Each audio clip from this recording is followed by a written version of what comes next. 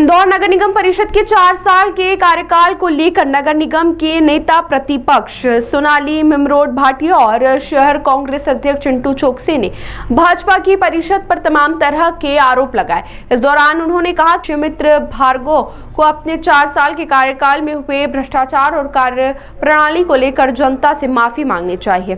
चिंटू चोकसी और सोनाली मिमरोड भाटिया ने पत्रकारों से चर्चा के दौरान इंदौर में हुए बावड़ी कांड को लेकर भागीरथपुरा के जहरीले पानी की घटना तक तमाम मुद्दों को लेकर भाजपा परिषद को गिराने की कोशिश की, भ्रष्टाचार और तानाशाही के आरोप लगाए हैं। मैं अपनी तरफ से, क्योंकि मैं नेता प्रतिपक्ष हूँ इस इंदौर शहर की, तो मैं अपनी तरफ से हमारी इंदौर की जनता को, क्योंकि महापौर जी तो माफ़ी नहीं मांगेंगे, पर मैं ज़रूर हमारी तरफ से माफ़ी मांगूंगी, क्योंकि हमारी परिषद ने, जिसकी मैं नेता प्रतिपक्ष हूँ, इस परिषद ने इंदौर को सिवाय धोखे के और कुछ नहीं दिया है। इस इंदौर की परिषद ने महापौर जी के साथ मिलकर जो धोखा किया है पूरी इंदौर की जनता के साथ, हम उसके लिए शर्मिंदा हैं। क्योंकि महापौर जी तो इस लेवल पर आ गए हैं कि उन्हें रत्ती भर भी इस बात का अफसोस नहीं है कि हाँ, उनके कार्यकाल में इतनी मौतें हमारे इंदौर ने देखी गंदे पानी की वजह से। हाँ, उनके कार्यकाल में इंदौर की जनता घुटने घुटने तक पानी में मग्न हुई पिछले वर्ष जब अच्छा पानी गिरा था, और इस बार तो देखिए पानी ही नहीं गिर रहा है। इनके पापों के घड़ा इतना भर चुका है कि इंदौर की जनता आज पानी के लिए गर्मी में भी तरसी।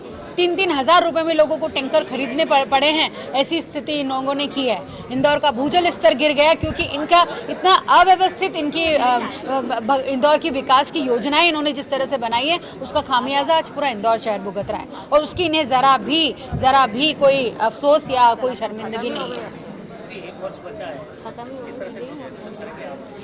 देखिए, हमारा प्रयास है कि कम से कम ये परिषद अपनी गलतियों को रियलाइज़ करे और कहीं ना कहीं जहाँ जो सुधार हो सकता है वहाँ करें। जिस तरह से भी वृक्षारोपण इन्होंने 21 लाख पौधे जो हमारे महापौर जी और हमारे मंत्री कैलाश विजयवर्गीय जी ने लगाने का प्रण किया है, तो मुझे लगता है कि इससे आपके पाप नहीं भरेंगे।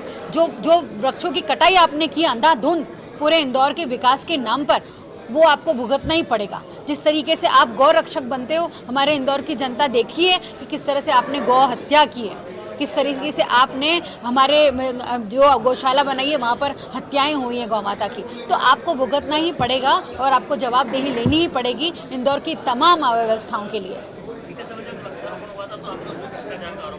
निश्चित भ्रष्टाचार का आरोप है, और उस पर हम इनसे श्वेत पत्र मांग रहे हैं कि आप दीजिए पूरा ब्यौरा कि आपने कितना खर्च किया है, और आपने जो पौधे लगाए जो वृक्षों के नाम पर, वो कितने वर्षों में जाकर पेड़ बनेंगे और कितने ही तो नष्ट हो जाएंगे।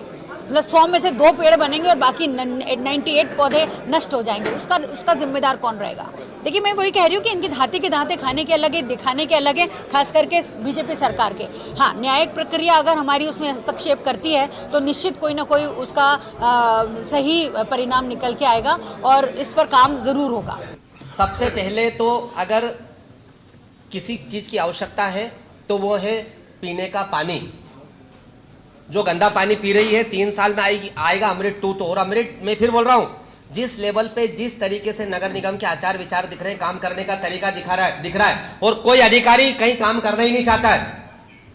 ये अमृत 2 आने के बाद भी, पानी आने के बाद भी गंदे पानी की समस्या से 50% इंदौर नहीं मुक्त हो पाएगा, जब तक कि ये सब इंजीनियर से लेके कमिश्नर तक सब अपने अपने जवाबदेही निश्चित करेंगे, सुनिश्चित करेंगे। इनके दिलों में दर्द आएगा कि हमको इंदौर शहर को दूसरा कहीं भागीरथपुरा नहीं बनने देना है। हमारे परिवार का कोई भी आदमी जिसके घर में आरओ नहीं है, उसको अच्छा पानी पिलाना है, उसको पेट की दर्द, उसको पेट की दिक्कत नहीं होगी, उनके बच्चे बीमार नहीं होंगे, उनको उल्टी दस्त डायरिया नहीं होगा, या किसी परिवार में कोई क्षति नहीं।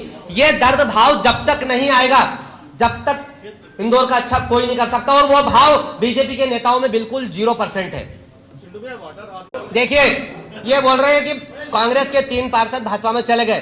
देखिए, सतयुग काल से, सुन तो लो, सतयुग जब भगवान का राज था ना, गद्दार तब भी हुआ करते थे, तो ये तो कलयुग चल रहा है। तो जब बड़े बड़े गद्दार चले गए थे, तो छोटे मोटे बच्चे अच्छा सवाल उठाया। शेखर भैया बहुत अच्छा सवाल उठाया इनने वाटर हार्वेस्टिंग को लेकर। चूंकि बहुत दुर्भाग्य की बात है कि जब बारी आती है कि आपने भ्रष्टाचार करा, टैक्स बढ़ा दो जनता पे, आपने गलती करी, छोटे मोटों को सजा दे दो और आप मजे में रहो। अब बात आती है कि आपके पास इंदौर शहर में 10,000 से ज्यादा खुद के नगर निगम के बोरिंग है, सरकारी बोरिंग। सबसे पहले नगर निगम खुद की जिम्मेदारी सुनिश्चित करे और 10,000 बोरिंगों में तो वाटर हार्वेस्टिंग करवा ले। इंदौर शहर की, अमित भैया आ जाओ, इंदौर शहर की जनता तो आपके साथ हमेशा खड़ी रहती है, हर तरह के टैक्स भी चुका रही है, सब कुछ कर रही है, और जब जब जो बोलते हो वो सब करती है। और पूरी कांग्रेस पार्टी भी साथ में है कि इंदौर शहर के हर आदमी को रेन वाटर हार्वेस्टिंग में सहयोग करना चाहिए। ये हमारा भी संकल्प है, हमारा निवेदन भी, हमारा आग्रह भी है। लेकिन उसके साथ साथ नगर निगम को भी उसकी जिम्मेदारी को समझना पड़ेगा कि 10,000 से ज्यादा आपके बोरवेल है, नगर निगम अपनी जिम्मेदारी कब निभाएगी? उन 10,000 बोरिंगों में वाटर हार्वेस्टिंग, वाटर रिचार्जिंग कब होगा जो 10,000 बोरिंग आने वाले गर्मी में पानी दे सके? निश्चित रूप से अगला स्टेप वही है। हम लोगों ने जब जब भी भ्रष्टाचार की बात आई तो सरकार यहां से लेके केंद्र सरकार को शिकायत करने से लेकर लोकायुक्त को शिकायत करने से लेके सब दूर शिकायतें करी। लेकिन चूंकि आप समझना नीचे से लेके ट्रिपल इंजन की सरकार पूरी की पूरी भ्रष्टाचार में लिप्त है, सारे अधिकारी नेता लोग मिलजुल कर बांट छूट कर खा रहे, तो कैसे संभव है? आपने देखा ना मीनाक्षी जी वाला चुनाव, कोई गलती नहीं करी और उनका राज्यसभा का निर्वाचन शून्य कर दिया, निरस्त कर दिया।